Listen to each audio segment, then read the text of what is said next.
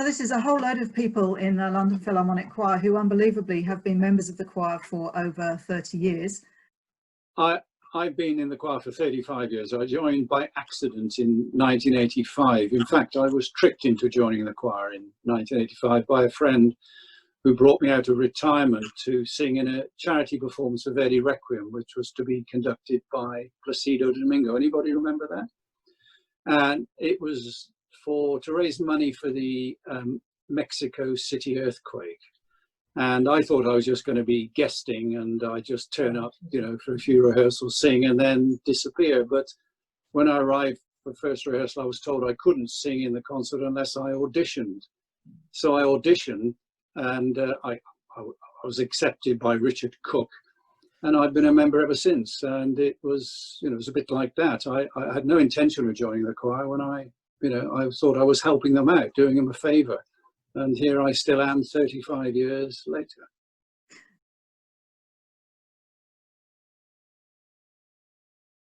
I was librarian at the time, and I arrived early for the piano rehearsal, and Ashkenazy was sitting at the conductor's podium just marking up his score.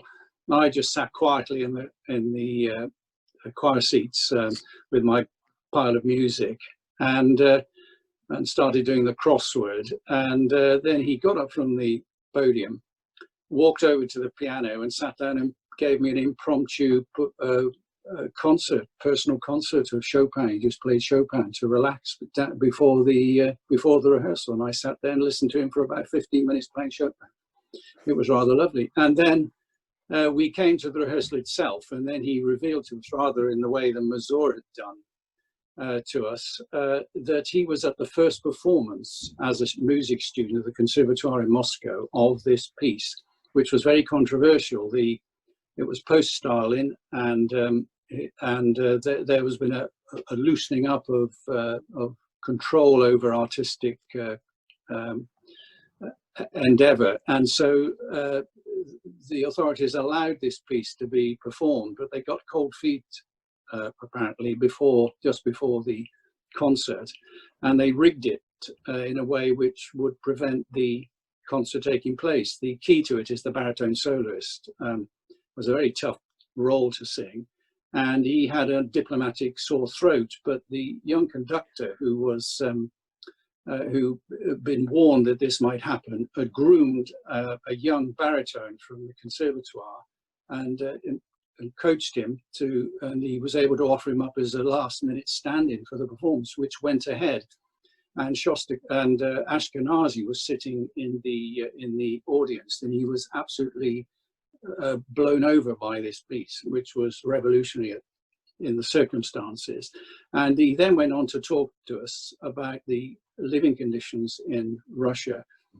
And he said, you know, you're used to walking into a supermarket, walking around with a basket, taking off the shelves what you want. In Russia, he said, it wasn't like that. It was state-controlled supply system. And the whole of the Russian economy depended on the housewives of Russia, who kept their household supplied with essentials. He said, for example, you might be walking down the street, you'd see a huge queue forming outside a government department store, and you'd say, what are you queuing for? They say, toilet rolls, for example. Well, you knew if you didn't buy them then, you might not get another chance for 3 months, because that's the way the system worked. So people just joined the queue and queued until they walked out with armfuls of toilet rolls, rather as we saw at the early stages of COVID lockdown. And then other basic essentials would come along in great chunks. And it was the housewives of Russia that sort of kept the household sane and supplied by patiently queuing for hours outside the state stores, buying their essential food and other commodities.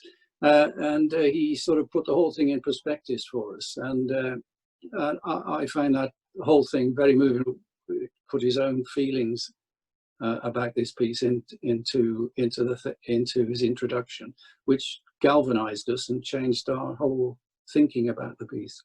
And it's really interesting, isn't it? Because quite often those rehearsals, when it's a conductor's piano rehearsal, because they're just working with the choir, you quite often get that really personal insight, don't you, into what the piece means to them or what they want us to do with it. It's a magical moment.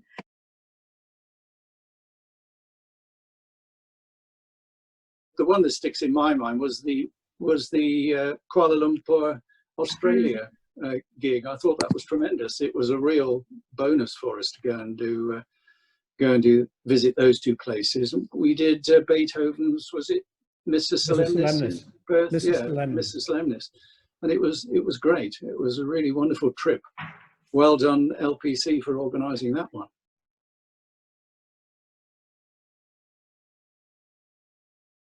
We haven't mentioned Eldon until now, but he's been very good to us as a choir, I think, and we've done several Elgar pieces with him, and he loves Elgar, and I think he does the Dream very well. We've done a couple of very good Dreams with him. We did a wonderful Guru Lead of the Men, that is, up in Manchester. Was it 2 years ago?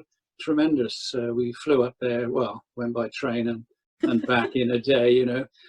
We crept off the stage while the audience was still applauding, because we'd have missed our train if we hadn't. So the LPC men sloped off after taking one bow, and we left the rest of the choir to take all the credit. But it was a great evening, and Mark Elder's absolutely wonderful. We've had some great evenings with him. But Vlad is also terrific for me. I think he's been transformational in the way he's taken over the orchestra. He's changed it out of all recognition, in my view.